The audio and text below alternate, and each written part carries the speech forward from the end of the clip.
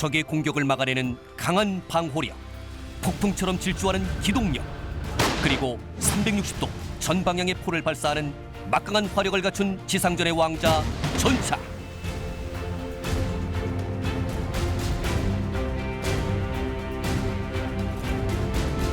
대한민국의 방위산업 역시 기갑전력 강화를 위해 독자적인 전차 개발에 총력을 기울여왔다.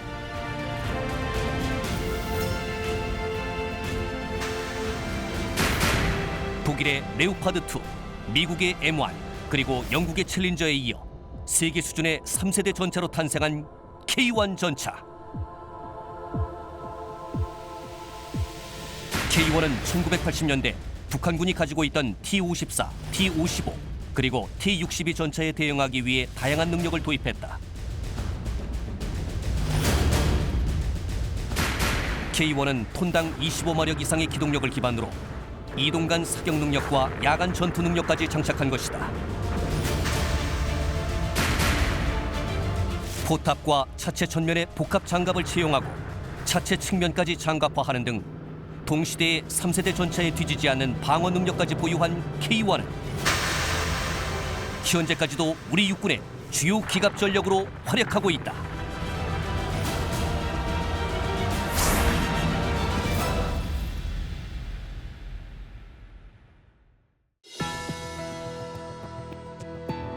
여러분 안녕하십니까? 첨단 국가의 초석 방위산업의 라미경입니다. 오늘은 지난 시간에 이어 한국형 전차 K1 개발사 이야기 계속 이어가겠습니다. 도움 말씀 주실 세 분 소개합니다. 먼저 국방과학연구소에서 전차 개발 단장을 역임하신 조남태 단장 모셨습니다. 반갑습니다. 조남태입니다. 현대전공에 근무하시면서 전차 개발에 참여해 오신 한영철 부사장 나오셨습니다.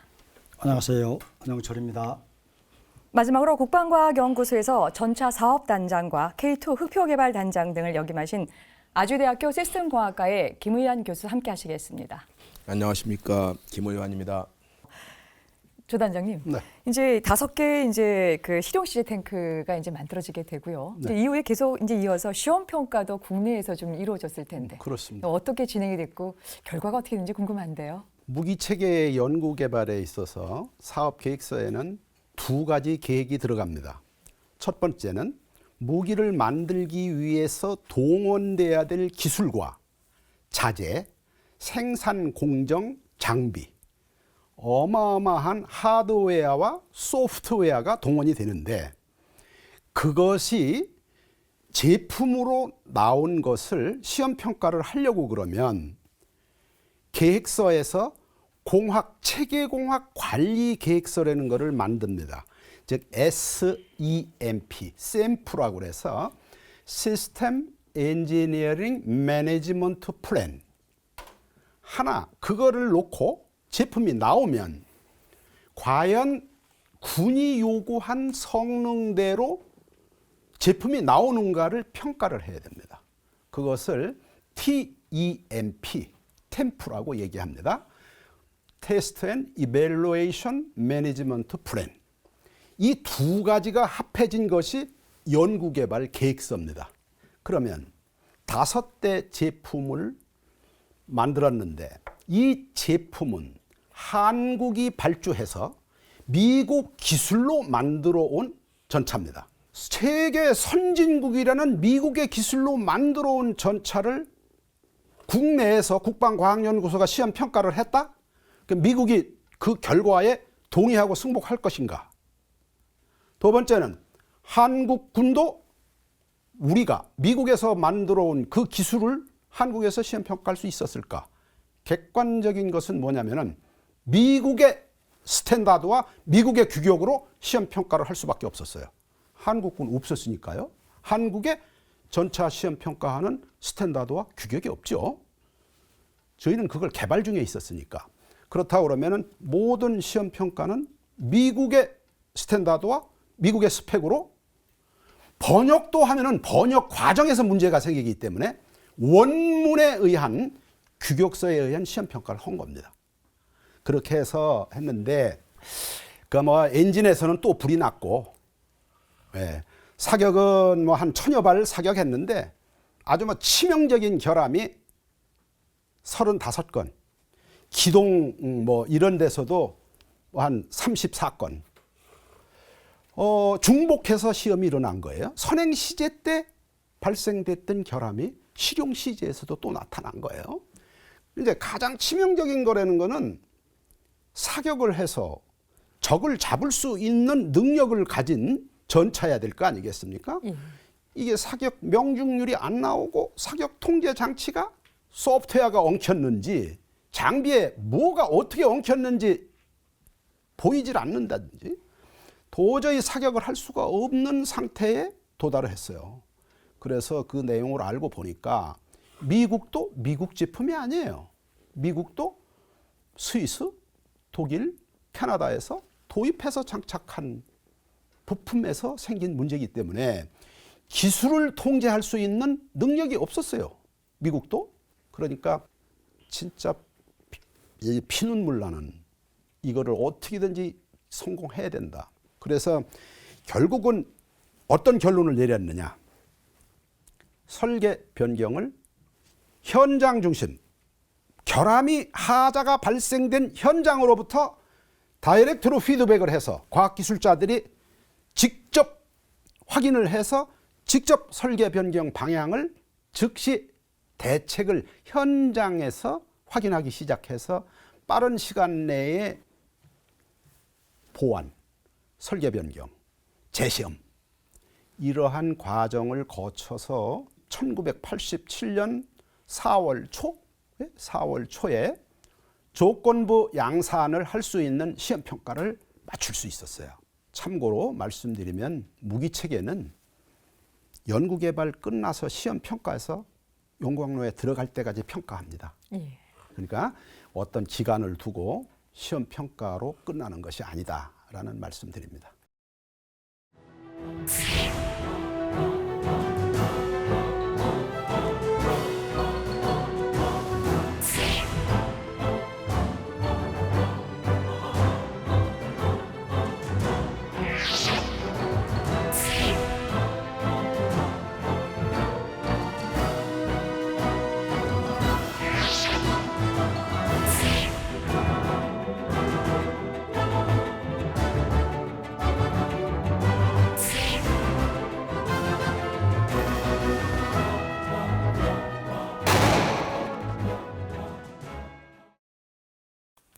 네, 한영철 부사장님, 저희 제작팀이 사전 인터뷰 때 들은 말씀인데요. 실용시제 평가 기간 중에 무려 5천여 건의 설계 변경이 있었다고 들었습니다. 어떤 과정이고 왜 그런 어떤 내용인지 듣고 싶습니다. 네, 그 미국 제너럴 다이내믹스사에서 받은 도면 수준이 그 도면 수준을 레벨 1, 2, 3로 되게 구분을 합니다. 근데 레벨 1 수준의 그 도면 1370여 매가 전부에 있었습니다. 근데 그 도면도 선행 시제를 이 친구들이 만들면서 그 수정 보완을 충분히 해서 그 다음에 우리한테 넘겨줬어야 되는데 그 정도로도 시간에 쫓기다 보니까 충분한 수정 보완을 하지 않은 상태의 도면 1370여 매를 계약 인도 품목으로 저희한테 넘겼어요. 그 저는 이제 그걸 가지고 전체를 제작을 하기 시작하다 보니까 실용시제 5대 제작 과정에서 많은 그 설계 변경이 있었고 현장에서 바로바로 변경을 해야만이 생산을 진행할 수 있는 정도.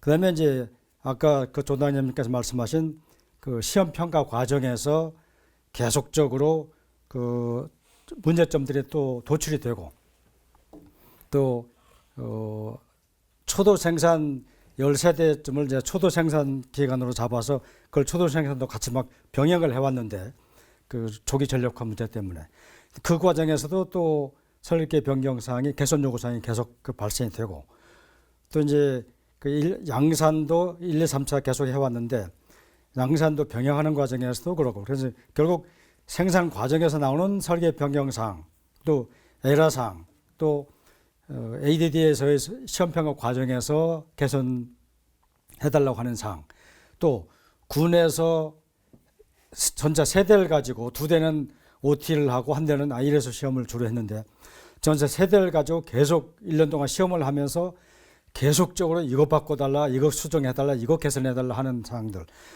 그런 사항들을 전부 그 저희가 현대에서 받아가지고 현장에서 업체 자체 설계 변경한 사항이 약 2천여 건. 그건 아주 이제 그 설계 변경이 아주 좀 그 미미한 사항들이죠. 예. 성능이나 그 저게 기능에 영향 미치지 않는 사항들. 아니면 그걸 결론 내야 바로 생산에 들어가는 사항들은 업체에 그때 당시엔 초창기이기 때문에 권한에 유임이 돼서 저희가 현장에서 바로 설계 변경을 했고 정부 형상관리 절차를 거쳐서 한 사항이 한 3천여 건. 그래서 토탈 그 K1 전차 초창기부터 나중에 최종까지 약 5천여 건의 설계 변경 사항이 있었습니다. 근데 그 숫자적으로 보면 1833매, 규격서가 111종, 품질 보정 요소가 1417종 이런 TP 패키지가 이제 생긴 거죠. 그 과정에 전체 발생된 설계 변경 사항이 5천 건이다 하는 얘기입니다. 근데 김 교수님, 이 5천 건의 설계 변경이라고 한다면요, 일반인들은 도저히 상상할 수 없을 만큼의 이제 잦은 횟수인데요. 이 무기체계 개발에서 이러한 설계 변경의 의미 어떻게 이해해야 될까요? 사람이 만들어내는 모든 그 공학적 제품, 엔지니어드 시스템이라는 것들은 개발 과정 중에서 그리고 운용 과정 중에서 많은 설계 변경을 갖게 됩니다. K1의 경우는 그것이 왜 설계 변경이 많다는 것이 부각되는가? 그거는 미국이 시제를 만들어 줬을 때 이미 전차가 다 완성됐는 줄 알고 생각을 했어요. 많은 사람들이. 그러나 그것은 시제로도 존재했을 뿐이지 그것을 양산할 수 있도록 만드는 관련된 모든 기술 자료들 이건 저희한테 없었던 상황입니다. 최종 양산을 하기 위해서는 10,000매가 넘는 도면이 필요한데 미국으로부터 시제 개발과 동시에 받은 거는 한 1,300매 정도 수준을 받은 거거든요. 그럼 거의 8배 정도는 되겠네요. 그죠? 그만큼 많은 도면들이 만들어져야만 양산이 가능해지는데 그거를 이제 다른 말로 하면은 설계가 변경이 됐다고 얘기를 할 수 있는 거고 근데 그 양산을 위한 기술 자료를 더 개발했다고 하는 것도 포함됐다고 볼 수가 있겠죠. 가장 완벽해야 된다고 생각하는 여러분 미국이 우주선 쏴갖고 달 날아가고 화성 가지 않습니까? 그렇게 완벽하게 해서 최선의 그 엔지니어링 노력을 하고 많은 돈을 들여서 긴계어당 개발하는 그 우주선들도 가다 올라가다 보면 뭐 터지기도 하고 뭐 그런 일로 보시는 거로 생각하시면 될 것 같습니까? 예, 알겠습니다. 문제는 이제 이거 당연한 일들을 어떻게 하면 줄이느냐 그것이 이제 엔지니어가 하는 일들이죠. 예. 저는 처음에 이제 5천 건의 설계 변경이라고 해서 이게 아예 설계가 잘못된 건 아닌가라는 이제 그런 오해를 불러일으켰을 수 있을 텐데 네. 또 공학 설계에 있어서는 이 설계 변경이라는 것이 한 과정처럼 있는 것이다 이렇게 말씀을 좀 주셨는데요. 조단장님, 이제 바로 이어서 이제 실용 시제품을 이제 우리 군부대에서 이제 운용 시험도 거치게 되는데요. 그렇죠. 예, K1 이 운용 시험 과정과 결과도 궁금한데요. 어떻습니까? 운영 시험은 이제 군 사용자가 내가 요구한 대로 전차가 됐는지 안 됐는지 전술 운용을 해보겠다. 쉽게 얘기해서 공격과 방어, 여러 가지 군이 가지고 있는 전쟁 시나리오가 있습니다. 그 시나리오에 의해서 시험을 하는데 가장 중요한 것은 전장 환경 위주의 시험을 합니다. 전쟁 환경. 그러면 전장 환경이라는 것은 정식 시험장을 시뮬레이션해서 전국의 그러한 토양과 기후를 찾을 수가 없기 때문에 기동장비 시험장을 만드는데 전술 운용 시험장은 별도로 만들지 않습니다. 그래서 대개는 봄, 여름, 가을 4계절 시험을 기본으로 합니다. 그래서 시험 평가는 기본적으로 개발자가 공학적 인증을 하기 위한 기술 시험. 그거는 개발자와 생산자가 하는 겁니다. 그 시험과 군이 전술 운용을 하기 위한 시험을 둘로 나누는데 군만이 하는 시험이 있는데 그 군 시험은 사실은 연구 개발자와 생산자의 생명이 걸려 있어요. 거기에서 리젝트 되면은 사업은 실패했다 이렇게 평가를 받기도 하고 그러나 보완을 해서 재시험을 하는 경우가 대단히 많습니다. 그리고 그 과정을 거치기 때문에 저희가 선행개발이라는 과정이 있고 실용개발이라는 과정이 있습니다. 그래서 선행개발 때도 군이 운용시험을 합니다. 실용개발 때도 합니다. 시험을 합니다. 그 절차와 규정은 똑같습니다. 선행기술시험, 실용기술시험, 선행운용시험, 실용운용시험 적용하는 규정은 똑같습니다. 이게 군에서 한 내용이 기술시험에서 발견돼서 전부 보완을 해줬음에도 불구하고 군 운용시험에서 또 동일한 결함이 나옵니다. 18,000여 개의 설계 변경을 하는데 그건 의미로 따진다고 그러면 설계 변경은 하드웨어와 소프트웨어를 변경했다는 뜻입니다. 엔진 트랜스미션이 불이 났다. 엔진 트랜스미션을 다른 거로 교체해버립니다. 그러면 설계 변경이 되게 큰 설계 변경이 일어났죠. 다음에는 사수 조준경, 드라이버 전차장 조준경에 문제가 생겼다. 완전히 모델을 바꿔버리는 거예요. 장착을 하면은 장착을 아예 모델을 바꿔버리면은 설계 변경이 어마어마한 설계 변경이 일어납니다. 포탑서부터 이루 말할 수 없는 설계 변경이 일어나기 때문에 하나의 문제가 생겼을 때 설계 변경은 수백 개를 해야 될 필요성이 생기고 그래서 그 설계 변경하고 이것을 시험 평가하고 설계 변경해서 다시 그것을 피드백해서 보완하는 과정이라는 것은 시간, 그거로부터 비용 어마어마하게 일어나서 꼭 설계 변경해서 성능이 좋은 쪽으로 가는 이건 너무 불필요하게 성능이 오버 디자인돼 있다. 그거는 다운그레이드해야 가격이 떨어지니까 그래서 거기에서 이 설계 변경은 반드시 고려해야 될 것이 트레이드 오프, 품질, 생산성, 가격, 기간 이거를 조정을 해서 설계 변경을 합니다. 무턱대고 그냥 막 설계 변경하는 것이 아니고 그 네 가지를 고려해서 최적의 상태로 국내에서 생산하는 데 최적의 조건이 무엇인가를 찾아서 설계 변경을 한 겁니다. 예, 알겠습니다. 여러분께서는 지금 첨단 국가의 초석 방위 산업을 시청하고 계십니다.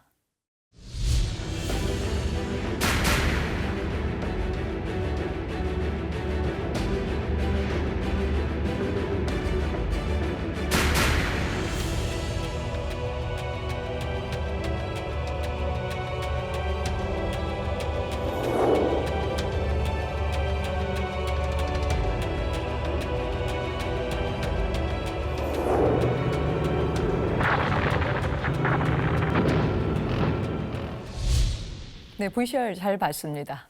조 단장님, 네. K1 전차가 무기 체계로 채택된 뒤에도요, 이 규격화라는 과정을 거치게 되는데요. 그렇습니다. 이 무기 체계의 이 규격화 어떤 과정인지 좀 알고 싶고요. 또 한 가지는 이 K1 전차의 규격화 이후에 어떻게 좀 진행이 됐습니까? 이 무기 체계는 이름 짓는 과정이 연구 개발자로서는 가장 흥분되는 과정이에요. 무슨 의미냐면 이 규격화가 됐다는 의미는 군이 요구한 작전 요구 성능을 과학 기술적으로 검증을 해서 전술 운영 시험을 평가해서 대한민국 국가 안보를 위해서 쓸 수 있다라고 판정이 됐을 때 호적에 올라갑니다. 흥분되지 않겠어요? 그러면은 사업이 종결되는 마지막 단계로 보시면 됩니다. 규격화가 끝났다 그러면은 연구 개발자는 사명이 끝난 겁니다.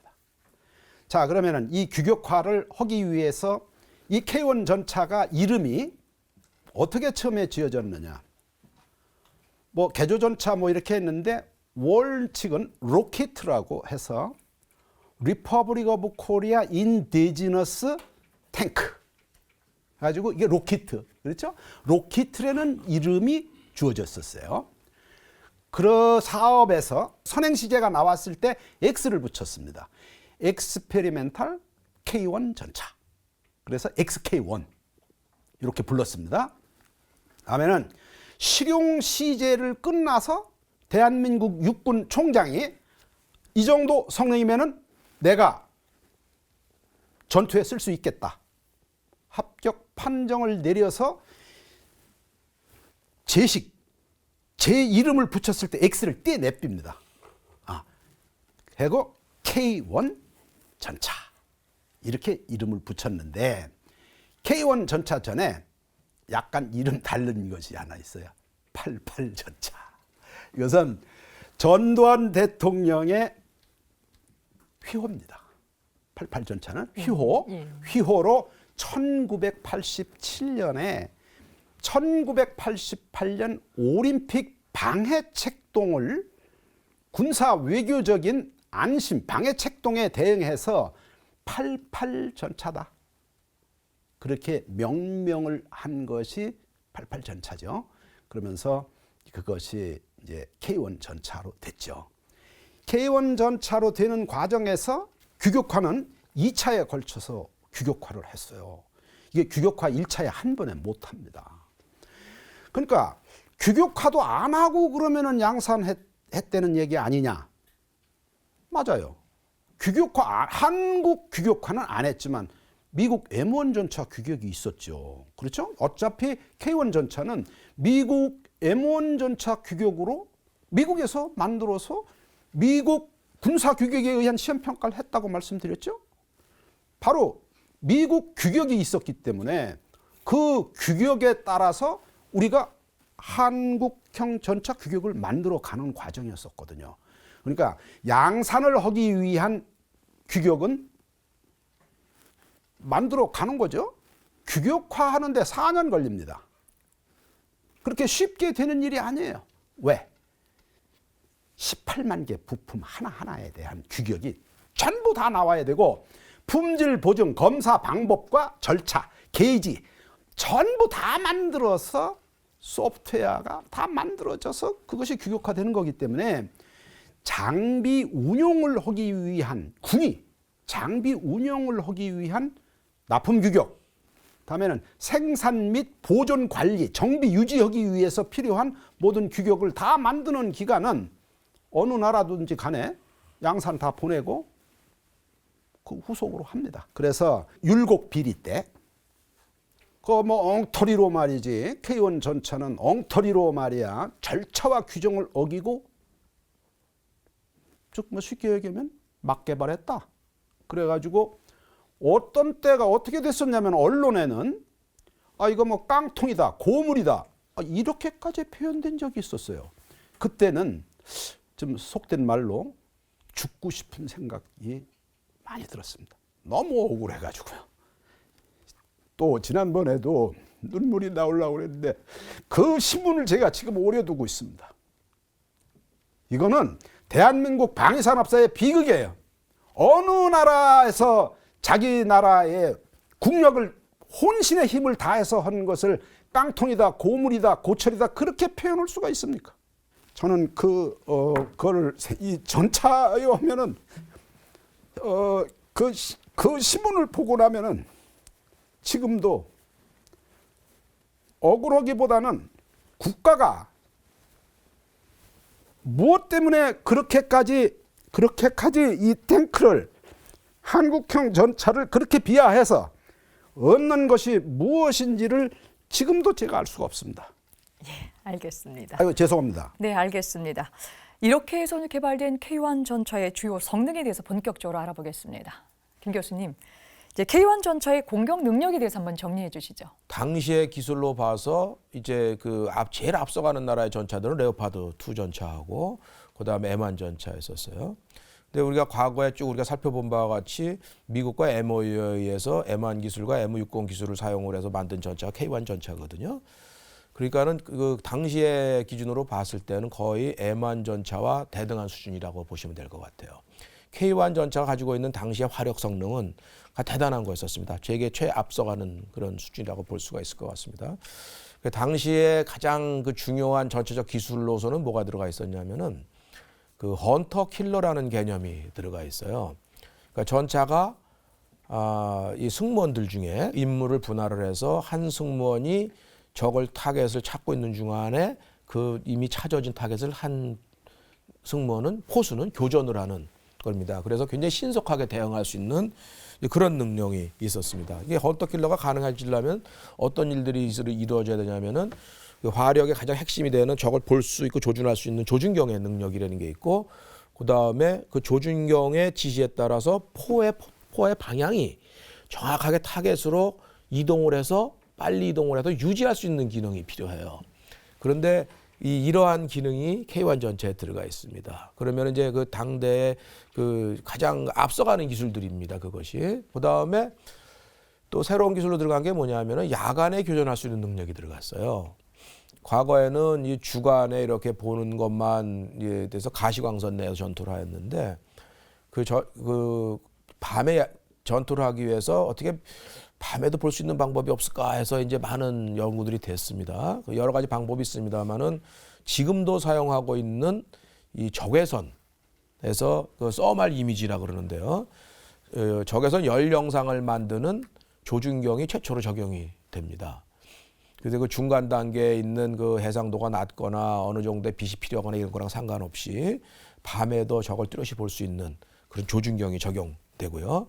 근데 이것도 화력의 능력이라 하나가 볼 수 있을 것 같습니다만은 K1 전차는 이미 여러분이 다 아시는 바와 같이 굉장히 크기가 작습니다. 작다 보니까 어떤 일이 생기냐면 이 포가 움직일 수 있는 범위가 또 제한이 돼요. 왜냐하면 이 포가의 일부가 포탑 안에 들어가서 움직여야 되는데 포랑 걸리게 되니까 그래서 닐링 기능이라고 해가지고 전차의 차체 자체가 이렇게 각도를 줄 수 있는 그런 기능이 있어요. 닐링이라고 합니다. 그런 기능이 이 전차에도 최초로 적용된 기능입니다. 그러니까 그 화력의 입장에서 보면 적을 보더라도 내 포가 내려가지 않으면 쏠 수가 없어요. 보통 올라가는 건 좀 쉬운데 내려가는 건 안 보이니까 어렵겠죠. 예를 들어서 우리가 산등성에서 이렇게 넘어갔다가 이렇게 보니까 저 밑에 저기 탱크가 있는데 쏴야 되는데 포가 안 내려가요. 그럼 자기가 노출을 시켜야 되거든요. 그래도 뭐 어떻게 되면 차체를 내려가지고 포를 내려게 하는 그러니까 화력이 쓸 수 있는 이 고각부터 저각까지의 범위를 넓힐 수 있는 뭐 그런 또 특징을 가지고 있습니다. 그다음에 이제 사격 통제가 아주 굉장히 또 중요한데 아까 말씀드리는 그런 적외선 연령상을 가진 그 조준경뿐만 아니라 명중률을 제거하기 위한 레이저 거리 측정, 그다음에 각종 그 정밀 구동 이런 것들이 다 들어가 있는 그러니까 최신의 사격 통제와 최신의 그 무장 체계가 들어가 있는 그런 시스템이라고 보실 것 같습니다. 예, 간단하게 말씀 주셨습니다만은 K1의 어떤 공격 능력에 대한 확실한 네. 정리가 좀 주셨는데요. 그렇다면 이번에는 이제 K1 전차의 기동력과 방어력에 대해서 또 그 기타 이외의 어떤 성능 기술 알고 싶은데 이번엔 우리 그 한 부장님께서 말씀해 주시죠. 그 한국형 전차의 특성이 좀 평지에서는 뭐 65km까지 달리고 그다음에 상당한 높이의 이 정확하게 20 몇 센치가 되는데 이 정도의 그 요철 코스 그런 야지에서도 그 40km를 달릴 수 있는 그게 이제 우리 K1 전차가 참 특징인데 기동력이 제일 특징이죠. 그게 이제 가능한 게 유기압 변수 장치. 옛날 전차들은 전부 그 토션바라고만 기계식 그 스프링 장치로만 돼 있었는데 이 K1 전차에서는 앞에 부분하고 뒷부분하고를 유기압 변수 장치라는 걸 만들어서 그게 충격 흡수를 합니다. 그래서 아주 그 야지에서 요철 코스를 달리면서도 충격을 흡수를 해서 승무원들은 그 과정에서도 적을 그 관측할 수 있고 또 운전대를 놓치지 않고 운전을 할 수 있고 그러한 능력을 가지고 있는 이제 아주 기동력을 가지고 있고 또 전차에서 또 한 가지 중요한 것은 기동력 중에서 민첩성이라고 하는 건데 전차가 은폐 시설에 숨어 있다가 그 다른 정보로 적이 저 뒤에 있다 하면 이 특정 장소로 빨리 움직이면서 그 쏘고 또 다른 장소로 또 가서 숨고 하는 그럴 때 순간적으로 서 있는 전차가 순간 속도로 그 32km까지 내는데 그 요구 조건이 이제 10초 이내에 있었습니다. 예. 개발 요구 조건이. 근데 저희 전차는 이제 9초 이내로 8점 몇 초 이내로 그 달성하고 그래서 그건 이제 기동력이 뒷받침해 가지고 순간적으로 전차가 숨어 있다가 튀어나오면서 적을 쏘고 또 그 다음 장소로 또 숨을 수 있는 그러한 민첩성도 가지고 있는 우리 K1 전차죠. 그다음에 이제 방어력은 미국 거였습니다. 미국 그 특수 장갑하고 그다음에 RHA 그 장갑판하고 합해서 방어력을 다 맞췄는데 당시 그 북한 전차의 그 공격력, 북한 전차의 그 공격하는 것을 다 방어할 수 있는 전면이나 측면이나 다 방어할 수 있는 수준의 그 방어력을 충분히 갖추었던 그러한 전차입니다. 예, 그렇군요. 계속 듣다 보면 이제 기동력과 이제 방어력까지도 다 갖춘 그런 K1 전차의 어떤 그런 성능을 좀 볼 수 있었을 텐데요. 조 단장님, 그렇다고 한다면 우리가 이제 K1이 이제 동시대의 다른 나라 전차들과 비교했을 때 성능이 좀 어땠는지 궁금하거든요. 그러니까 종합적인 평가를 한번 좀 내려주시죠. 예. 저 뭐 두 분께서 잘 말씀드렸는데 저는 다른 각도에서 K1 전차의 그 특징을 다른 나라하고 좀 비교해서 간단히 설명드리겠습니다. K1 전차는 우선은 공격력으로 생존성을 높인 거예요. 그런 측면에서 보면은 미국의 M1, 독일의 레오파드 1, 치프10 프랑스의 르크레어, 다음에 타입 95 일본 전차, 이스라엘 메카버, 영국의 치프10, 한국 K1, 러시아의 T-72, 다음에 중국은 T-72 전차 기술 도입 생산을 해서 중국인데 그 상태에서 그 당시에 88년 당시 수준으로 봤을 때 한국형 전차의 전차 전력은 세계 5위 안에 있었지 않나. 그러면은 지금 영국의 쉬프리 전략문제연구소나 이런 데서 한국군 주력전차라고 합니다. 한국엔 주력전차가 있어요. K1 전차가 주력전차였다가 지금 한국군의 주력전차는 K2로 갔습니다. 벌써 K1에 105mm K1 전차는 주력전차에서 벗어났어요. 그러면은 K2 전차를 대한민국의 주력전차로 봤을 때 한국의 전차 전력은 어느 정도로 볼까요? 제가 봐서는 아주 겸손하게 따져도 G7 안에 들어와 있어요. 지금 현재 K1 전차를 기준으로 했을 1988년 당시에 한국형 전차의 전력을 평가하는 것은 이미 의미가 없어졌어요. 오늘 이 자리를 빌려서 우리나라가 미국과의 기술 격차가 원래 기술 세기로는 30년을 1세기로 봅니다. 30년 1세기 격차를 저희가 따라잡는데 1974년부터 2000년 3월까지로 보시면 됩니다. 따라잡는데 2000년 3월까지로 보시면은 그거는 K2 전차의 시제가 나온 시점으로 봤을 때 따져보면은 1세기가 걸렸다고 보면 됩니다. 그렇다고 그러면은 지금 현재 K2 전차를 탱크를 자기 나라의 기술과 국력으로서 국가 상징성을 가진 K2 전차 같은 독자 전차를 그 나라의 기술과 그 나라의 능력으로 개발한 나라가 몇 개국 될까요? 저희가 5, 6이잖아요. 7번째에 들어와 있습니다. 그러면은 저희가 이렇게 보면은 그 세계 과학기술 경제 10위권에 와 있잖아요. 그것을 뒷받침하는 데에 이 한국형 전차가 어떤 역할을 했는지에 대한 객관적인 평가가 지금 국방 TV에서 추진하고 계신 첨단 방위 산업에서 아마 제대로 평가가 됐으면 합니다. 네, 말씀 잘 들었습니다. 여러분께서는 지금 첨단 국가의 초석 방위 산업을 시청하고 계십니다. 대한민국 지상군의 주축 K1 전차. 1980년대 국내 기술로 개발된 한국군의 첫 독자 모델이다.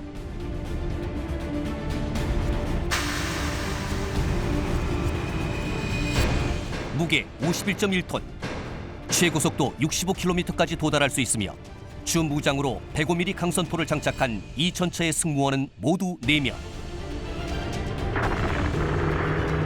K1 전차는 강력한 동력 장치에 의한 고속 기동성을 위해 1200마력의 디젤 엔진과 유압과 기압을 동시에 이용하는 충격 흡수 장치인 유기압식 현수 장치를 장착했다. 또한 특수 장갑에 의한 방호력과 열 영상 장비를 장착하여 주야 악천후 시에도 관측 및 사격이 가능할 뿐 아니라 레이저에 의한 거리 측정이 가능해서 기존 전차보다 초탄 발사 시간을 현저히 감소시켰으며 높은 지대에서 아래쪽을 향해 포격이 가능할 만큼 공격 범위가 넓어졌다. K1은 발전된 사격 통제 장치를 장착하여 360도 전면 감시가 가능하기 때문에 4,000m 거리에서 적을 인지하고 2,000m에서 식별과 사격을 할 수 있으며 특히 이동 간 사격 명중률도 높다.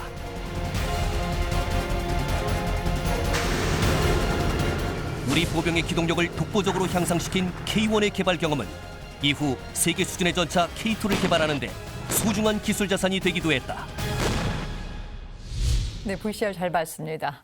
김 교수님, 이 종합군수 지원 요소의 개념의 중요성은요, 이미 이제 지난 시간에 한번 좀 알아봤습니다. 이제 K1 전차는 이제 외국에서 사온 무기가 아니라요, 이제 국내에서 개발한 무기이기 때문에 이 종합군수 지원 요소도 이제 새롭게 이제 개발할 필요가 생겼는데요. 이제 그 당시에도 이 부분을 이제 미국 업계에 좀 맡겼습니까? 어땠습니까? 시스템을 처음에 개발하게 되면 딱 두 가지가 이제 만들어져요. 첫 번째가 뭐냐면 이 시스템을 어떤 용도와 어떤 기능으로 사용할 것인가라는 게 하나가 있고요. 그 다음이 이거를 어떻게 운용 유지를 할 것인가. 이 두 개가 메이저예요. 그런데 이제 미국과 MOU에 의해서 전차를 CJ를 개발했다는 것은 뭐냐면 전차는 만들었다는 얘기예요. 그럼 이걸 어떻게 운용할까? 운용하는데 이게 무슨 하루 이틀 쓰는 게 아니고 뭐 20, 30년을 계속 써야 되는 건데 그러면 그거를 지원할 수 있는 모든 체계가 있어야지 되는 거예요. 근데 우리는 그 CJ는 개발해도 손에는 가졌으나 이거를 어떻게 해야 되는지 이제 모르겠단 말이에요. 그중에서 제일 처음에 문제가 걸리는 게 뭐냐면 이 장비를 어떻게 오퍼레이션 운영을 해야 되는가. 운영이라는 게 뭐냐면 어떻게 운전하고 어떻게 포를 쏴야 되고 이 종합군수전이 거기서부터 시작을 하는 거거든요. 그런 이제 그 우리가 이제 물건 사면 주면은 매뉴얼 받듯이 운영 그 지침서를 받듯이 운영 지침서부터 내줘야 되는데 우리에게는 당시에는 그런 게 없었어요. 그러니까는 공학적으로 얘기하자면 어떻게 보면은 K1 전차를 PV1, PV2라는 것으로 해가지고 선행 시절 그 결과가 어떤 그 블랙박스가 하나가 우리한테 인도된 형태가 돼 있어요. 이 블랙박스의 내용을 알아야 어떻게 운용을 하는지 써가면서 고쳐가면서 쓰든지 하여간 뭐 하여튼 걸 알겠지 않겠습니까? 그 이제 미국이라는 나라 입장에서 보면은 이 저전차를 양산해서 사용해서 쓰려면 부품이 필요할 텐데 부품을 팔고 그 다음에 기술 지원을 해주는 그런 여러 가지가 있을 거 아닙니까? 뭐 이제 그런 것들에 대한 이익 추구가 하나가 있을 수가 있고 또 하나는 뭐냐면 저게 군수 지원 체계라는 게 참 굉장히 큰 규모거든요. 저것을 이제 한국에 공급을 해야 되겠다. 그러니까 결국 이제 그 경제적, 상업적인 목적이 있었던 거죠. 그러다 이제 드디어 그 이제 두 번째 해당되는 군수 지원 문제가 대두가 됐고 한국군에서도 아이고 덜커덩 이걸 어떻게 해야 됩니까?라는 이제 문제가 발생을 한 거예요. 근데 그래서 보니까 이 미국에다가 이제 물었어요. 이거 군수 지원은 어떻게 됩니까? 그랬더니 미국이 이제 제안을 미리 다 준비한 제안입니다. 사실은 그 82년도에 그 CJ가 거의 끝날 무렵이 되겠죠. 그때에 약 1억 5천만 달러 당시 돈으로 한 15년 동안 해서 군수 지원 체계를 다 해서 서포트를 해주겠다 이렇게 나온 거예요. 그러니까는 이거는 전차를 개발하는데 들어온 돈하고 따지고 보면 이게 비교가 안 되는 돈이죠. 거의 10배 되는 돈인 것 같은데 제 기억에 그죠? 그만큼 무서운 거예요. 그런데 K1 전차에 무지하게 많은 부품들이 M1 전차와 M60 전차의 부품들입니다. 만약에 군수지원 체계를 맡기게 되면 그 얘기는 무슨 뜻이냐면 그 부품을 계속 사다 써야 된다는 뜻이 되고 우리에게 남는 게 없어진다는 그런 뜻이 돼버려요. 그러니까 저것도 내가 국산화를 해야 되겠고 그래서 우리가 스스로 공급을 해야 되겠고 그러니까 나라의 기본 정책으로 결정을 해버려요. 군수지원은 대한민국이 주도해서 개발한다. 미국에 주도를 주지 않겠다. 라고 해서 아무리 어려워도 내가 해야 되겠다. 그렇게 해서 이제 개발하게 됐는데 그 별도의 ILS 개발 사업이라는 거를 이렇게 합니다. 그래서 6부라는 사업 동안 6차례에 걸쳐서 ILS 개발 사업이라는 걸 하는데 1, 2부에 이제 미국의 기술을 좀 쓰게 돼요. 지원을 받는데 애초에 1억 5천만 달러를 요청했는데 한 얼마 정도 나갔을 것 같습니까? 미국에. 기술 지원 비용으로. 1, 2부 합쳐서 나간 돈이 65억 원이에요. 그러니까 거의 한국 힘으로 내가 필요할 때만 도와줘라라는 개념으로 해결한 겁니다. 예, 그럼 과정에 또 네. 아주 힘들어서 좀 하신 부분도 네. 있는데요. 예, 김 교수님 계속해서요. 이 종합군수 지원 요소를 개발한다는 것이요. 이제 그야말로 이제 다양한 요소와 이제 기술이 결합되어서 굉장히 커다란 시스템을 만드는 거 아니겠습니까? 예. 이제 결코 만만치 않은 과정이었을 텐데 K1 종합군수 지원 요소 어떻게 평가할 수 있을까요? 그 K1 이전에 우리나라의 군수 유지의 개념은 기본적으로 우리가 만든 장비가 없어요. 그러다 보니까 다 그냥 부품만 적당히 들여다가 고장나면 갈아끼면 되나 하는 그런 개념이었었습니다. 근데 K1은 이제 국내에서 생산하는 장비가 됐고, 근데 일부 미국의 지원을 받았습니다만은 국내가 이제 설계까지 참여한 그런 시스템이 되지 않았습니까? 그 바로 직전에 뭐가 있었냐면은 K200 전투장갑차가 있었어요. 그러니까 군수지원 입장에서 보면은 K200하고 K1은 거의 비슷한 시기에 간 거예요. 그런데 설계를 하는 과정과 운영하는 과정 중에 종합 군소 지원을 해야 되는 것이 어떠한 체계가 이루어져야 되는가, 어떻게 개발이라는 게 어떻게 연결된 것인가를 그때 최초로 배우게 되는 그런 겁니다. 그래서 대한민국 군수 지원 체계의 효시입니다. 그러니까 미국의 그 선진 시스템이 그대로 이제 기술이 이전되는 그런 단계라고 보셔야 돼요. 그 다음에 또 하나가 뭐냐면은 종합 군수 지원을 하려면은 어떤 부품이 어떻게 고장 날지, 언제 고장 날지를 모르고, 그거를 만약에 났다면 어떻게 수리를 해야 될지, 수리를 하려면 어떤 전문 인력이 필요하고 어떤 시설이 필요하고 뭐 이런 것들을 모르거든요. 만약에 사다 쓰는 물건이라면 그냥 갖다가 그냥 부품제로 교환만 하면 돼요. 그래서 교환하는 방법만 알면 되는데, 이건 이제 전혀 이제 그 사정이 다른 그런 거예요. 왜냐하면 국내에서 이제 대량으로 생산하고 있는 그런 상황인데, 그러다 보니까 각 전차를 구성하는 모든 부품에 대한 종합적인 정보를 우리가 알아야 돼요. 그러니까 설계에 대한 자료가 있어야 되는 거예요, 근본적으로 말하자면. 그런데 설계에 대한 자료가 우리에게 없습니다. 그러니까 이제 현대전공 이런 회사들이 이제 하고 그 부품 회사들이 몇 개가 고생하는 게, 그런 것들을 어떻게 해서 내가 확보를 할까? 즉 기술 자료를 확보하는 것이 제일 중요한 일이에요. 그러한 노력들을 또 병행을 하게 됩니다. 그래서 한쪽에는 정비하는 체계를 만들고, 한쪽에서는 그 필요한 각종 기술 자료, 이거를 확보하는 일. 그래서 두 개가 다 이루어졌을 때 드디어 종합군수지원 체계가 이루어진 겁니다. 누구에게나 ILS의 효시를 어디서 배웠습니까? 물어보면 K1 전체로부터 배워뒀다는 말이 아마 이구동성으로 나올 거로 저는 기대를 합니다. 예, 이런 모든 과정을 거치면서 이제 K1이 이제 양산이 진행이 됩니다. 한영철 부사장님, 이제 그런데 이제 방위 산업사를 보게 되면요, 시제품에서는 멀쩡했던 것이 이제 이 양산 과정에서 결함이 발견되는 것이 종종 있습니다. 이 K1의 경우는 조금 뭐 그런 상황이 좀 있었는지 어땠는지 궁금한데 어떻습니까? 예, 그런 측면에서는 K1 전차는 좀 다행스러운 케이스라고 저는 생각을 합니다. 왜냐하면은 K1 전차 개발 당시 미 육군의 주력 전차인 M1 에브람스 탱크를 이미 개발을 했고, 그 개발한 엔지니어들이 그대로 M1 기술 자료를 10분 활용을 해서 우리 K1 전차를 개발을 했습니다. 그리고 다만 이제 M1 전차를 모델로 놓고 한국 지형에 맞춰서 한국 사람 표준 키, 미국 사람 표준 키를 봐가지고 M1 전차 크기의 8분의 7 스케일 다운을 해서 K1 전차를 개발했기 때문에 근본적인 문제점은 없는 전차였죠. 그러나 이제 시험 평가 과정이나 또 운영 과정에, 양산 운영 과정에서 개선 요구사항은 많은 것이 도출이 됐었습니다. 그건 일종의 개선 사항이지 치명적인 근본적인 문제에 있어서 무기 체계를 더 이상 생산할 수 없는 그러한 근본적인 문제는 없었던 게 이제 다행스러운 그 케이스라는 얘기고요. 또한 이제 참 저희 그 업체나 군 관련 기관들이나 이 전차 생산 과정이나 양산 운영 과정에서 개선 요구 사항을 계속 설계 개선을 해서 계속 반영을 해왔고 했기 때문에 지금 K1 전차는 전혀 그 운영 무기체 전략 운영 무기체로서 전혀 문제가 없다, 그렇게 말씀드리겠습니다. 예. 그래서 이제 K1이 이제 개발되고 시험 평가 거치고 양산되는 과정을 거쳤는데요. 또 제일 중요한 것이 이제 이 야전에 투입된 이후에 또 이야기들이 또 중요할 것 같습니다. 이제 그 당시까지 이제 미국식 이 구식 전차에 익숙했던 이 기갑 그 부대의 장병들이 이제 그렇게 딱 K1을 받아들고서 어떤 반응을 보였는지 궁금한데 어떻습니까? 예, 좀 K1 전차가 처음 야전 부대에 배치되고 나서 구형 M48 전차만 그 운전해보고 사격해보고 했던 친구들이 K1 전차를 운전해보고 또 사격을 해보고 정말 기동력이 M48 전차에 비해서 워낙 뛰어나고 또 M48 전차는 기동 중에는 사격을 못합니다.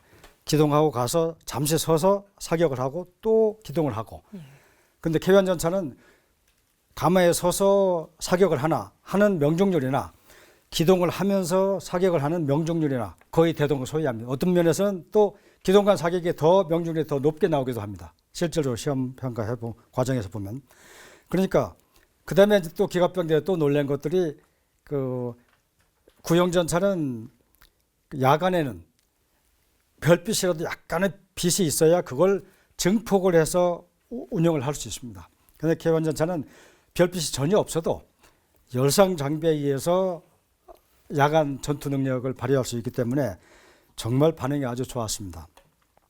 이제 특별히 아주 특별한 것은 K1 전차 나온 뒤로 한국 기갑병들도 K1 전차를 몰고 그 한미 연합 훈련 팀 스피릿 옛날에 한참 했던데 거기에 훈련 나갔었는데 그 같이 이렇게 작전을 하고 조우하고 막 이러는 과정에 미군 애들이 전혀 생각지 못하게 K1 전차가 아예 그냥 야산을 넘어가지고 전차 길이 아닌 야산을 넘어서 그 M1 전차를 그냥 압도해버렸습니다. 포위해버리고 나니까 미군 애들이 정말 K1 전차 저 산을 넘어서 놓을 줄은 몰랐다 하고 할 때 한국 기갑병들이 정말 사기가 아주 충천했다는 그런 이야기들을 지금도 잊을 수가 없습니다. 그렇게 이제 기갑부대 장병들한테 환호를 받던 K1 국민들한테는 이제 언제 선을 보이게 됐나요? 그 10월 1일 국군의날 행사 때 여의도에 K1 전차가 수십 대가 그냥 그 나와가지고 그 퍼레이드를 했고 또 그때는 서울시까지 여기저기를 전부 K1 전차가 막 그 퍼레이드를 했었습니다. 이제 그 과정에 참 K1 전차 개발 인원들이나 또 모든 국민들이나 그 엄청난 그 K1 전차를 가지고 환호를 했던 기억이 지금도 생생합니다. 또 87년 10월이기 때문에 88년 그 올림픽을 안전 개최를 담보하기 위해서 조기 전력화 측면이 있기 때문에 북한도 보라고 하는 그러한 그 퍼레이드였었죠. 결국 올림픽 개최 이전에 K1 전차가 거의 약 200여 대가 야전에 배치가 됨으로 해서 그 원래 참 K1 전차 사업의 근본 그 참 목표인 조기 전력화를 달성한 그런 시점이었습니다. 네, 이제 이 중요한 사업에 이제 직접 참여하신 이제 주인공으로서요 느끼시는 감회가 좀 남다를 테고요. 또 이제 오늘날 후배들이 꼭 이것만큼은 좀 알아뒀으면 좋겠다라고 하는 그런 내용이 있으면 좀 마지막으로 좀 정리해 주시죠. 국방과학연구소에서 5년, 또 현대에서 그 거의 그 30여 년, 그다음에 현대를 은퇴하고도 또 그 중소 그 방산업체에서 또 5년, 그래서 평생을 방위산업에 종사를 해왔던 그 공대 졸업 그 과학기술자 한 사람입니다. 참 이 무기체계 개발이라는 게 항상 새로운 기술을 배우고 또 새로운 것을 만들어내고 새로운 것에 그 도전해보고 하는 과정에 평생을 했다는 게 또 그리고 뭔가 국가를 위해서 뭔가 조그마하게 도움을 줬다 이런 것에 대해서 지금도 참 큰 자부심을 느끼고 있습니다. 특별히 후배들에게는 기업은 사실은 각자가 부가가치를 창출해서 기업 단위로 큰 부가가치를 창출해서 부를 이룩해서 기업도 살고 나라도 살고 하는 부를 이룩하는 게 기업의 기본 목적입니다. 그러나 방위산업 종사자들은 그 기업의 부를 이룩하는 것 외에 국가 방위를 위해서 20년, 최소한 전차 같은 경우는 30년을 사용합니다. 이 30년을 사용할 물건을 개발하고 생산하고 한다는 그러한 그 사명의식이 한 가지 더 추가해야 된다 하고 후배들에게 좀 부탁 말씀을 드리고 싶습니다. 네, 말씀 잘 들었습니다. 윤 교수님, 이 K1 전차가 우리 육군 전력과 국방에 어떤 영향을 미쳤다고 보십니까? 마지막으로 이제 평가 한번 해주시죠. 예, 80년대에 이제 중후반에 들어가는 대한민국의 전차 전력, 즉 지상 전력과 북한의 전력은 보면은 굉장히 큰 열세에 있었습니다. 대수나 질이나 다 떨어져 있었거든요. 그러니까 전력면에서 보면은 당시 대북한 그 성능 및 전차 대수에 완전 압도당하고 있었습니다만은 그 전력을 최신형 전차로 대체함으로써 많은 부분을 극복을 할 수 있었다는 그런 것을 말씀을 드릴 수 있을 것 같고요. 그다음에 국방에 있어서는 참 굉장히 중요한 역할을 했다고 생각이 들어요. 우리나라의 그 체계적인 무기 체계 개발의 그 방법론을 배우고 정착시킬 수 있는 그러한 사업이 아니었나 그렇게 생각이 듭니다. 그게 결국은 시스템을 처음부터 끝날 때까지 해서 나중에 폐기할 때까지 전 과정에 대해서 이런 절차로 개발을 하고 관리를 하고 생산을 하고 뭐 이렇게 하는 거구나.